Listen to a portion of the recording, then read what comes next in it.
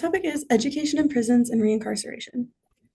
Reintegration. Every year, people are released from incarceration, and it may be into a world they didn't leave. Around 600,000 people are released from state or federal prisons every year, and even more go in and out of jails. Criminal records can prevent housing, jobs, and the right to vote. Some states prevent people with felony convictions from voting. Housing authorities can prevent people with criminal records from applying for housing or even ban certain criminal convictions as a blanket ban.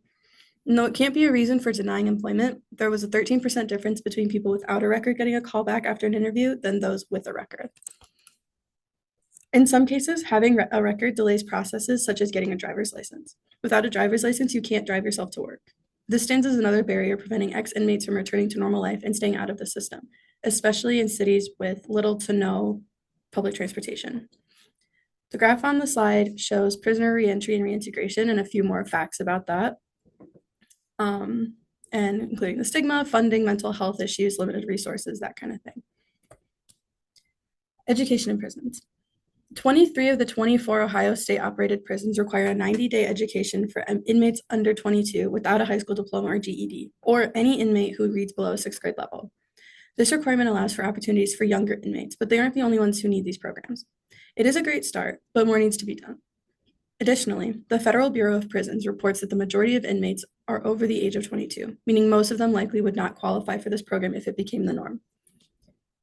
The graph on the slide shows that the average inmate range is between 31 to 41 years old, with 36-ish being the predominant average. The more funding that goes towards education, the less people will be incarcerated. With more education, there are more opportunities for jobs outside of prison, which prevents the likelihood of reincarceration. You'll hear more about this later. Even prisoners agree that prison education programs are better in the long run when it comes to reducing recidivism. According to a study done by the Ohio State Legislative Office of Education Oversight, Prisoner 7 stated that prison education programs reduce recidivism because the inmates are being educated and that having marketable skill increases the person's ability to find a job upon release. They continued their statement by saying if they are busy working, they have less time to get in trouble. If they are earning the money they need to pay for food and housing, they're less likely to commit a crime for money. So what's the issue now? Overcrowding in prisons and funding needed prevents education programs from reaching each inmate. Many prisons are either near or past capacity. This stretches funding and resources very thin. There's not a focus on education in the prison system. This relates to the current state of the intention behind incarceration moving away from rehabilitation. Funding tends to go towards incarceration rather than education. Investing in prison education is highly cost-effective. According to a study by the Department of Policy Studies at University of California, Los Angeles, investing $1 million in prison education can prevent over 600 crimes. While the same investment in incarceration only prevents about 350 crimes.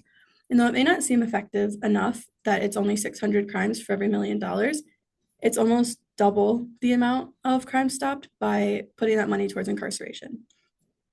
The graph on the slide shows how many people are currently incarcerated in the United States, or on average.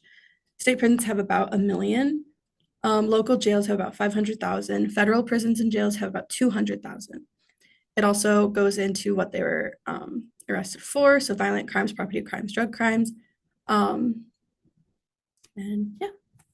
Lack of access to education. Education reduces recidivism. 17% no education versus 9 to 10% education. 10 to 20% lower reoffending rate overall. Very limited access to higher education. Okay. You can start your slides over and I'll I was gonna say we could cut that out. I'm just gonna. There we go. I don't think I even want to read that. That's right. Lack of access to education. Research from the effect of prison education programs on recidivism shows us that education programs in prison significantly reduce reoffending. Recidivism rates dropped from about 17% for those without education to around 9 to 10% for people who participated in programs. Overall, studies showed a 10 to 20% reduction in recidivism. The article does emphasize a big issue, which is how access is limited. Even though many inmates do complete basic education to earn a GED, very few reach a higher level of education. One example they show that over 40 inmates earned a GED, but only one got a college degree. This tells us that yes, education is effective, but the system does not provide enough access to these programs. This limits their overall successful impact on reintegration. And then the graph on the screen shows how many people in state prisons are excluded from job training and educational programs and the reasons.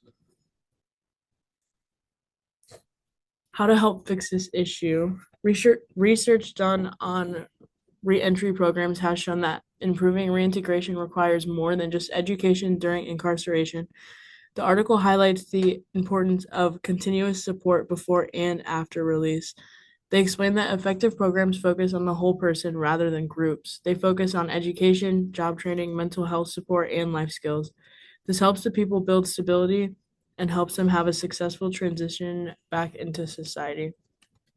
The article highlights the importance of partnerships between prisons and community organizations, mostly colleges and employers, which help provide ongoing opportunities after people get released. And the graph on the screen shows the percentages of recidivism that was reduced with education. Lack of financial stability after release. The study done with 70 formerly incarcerated people on parole showed that employment alone isn't enough for successful reintegration. Many participants faced huge financial barriers, which included parole fees, pre-existing debt, even the cost of basic needs like housing and transportation. Even when people could get a job, the financial obligations made it hard to achieve stability. Many reported feeling like they would never be financially secure. Reintegration isn't about getting a job or education, but also about helping and fixing the financial challenges that continue upon release. This is an issue that can cause even bigger issues, one being reoffending. And the graph on the screen shows the stress and health of people with legal debt and without legal debt. What should be done to help? Research shows that financial instability after incarceration is often caused by legal obligations like court fees and fines. These debts create long-term financial strain on people and make it harder for successful reintegration. The article suggests that one way to improve this issue is by reducing or eliminating these financial burdens, especially with people who have a lower income. It also recommends implementing income-based payments, which is also a sliding scale payment. This could make repayment more realistic. Additionally, the research argues that punishing people for being unable to pay actually increases the risks of recidivism.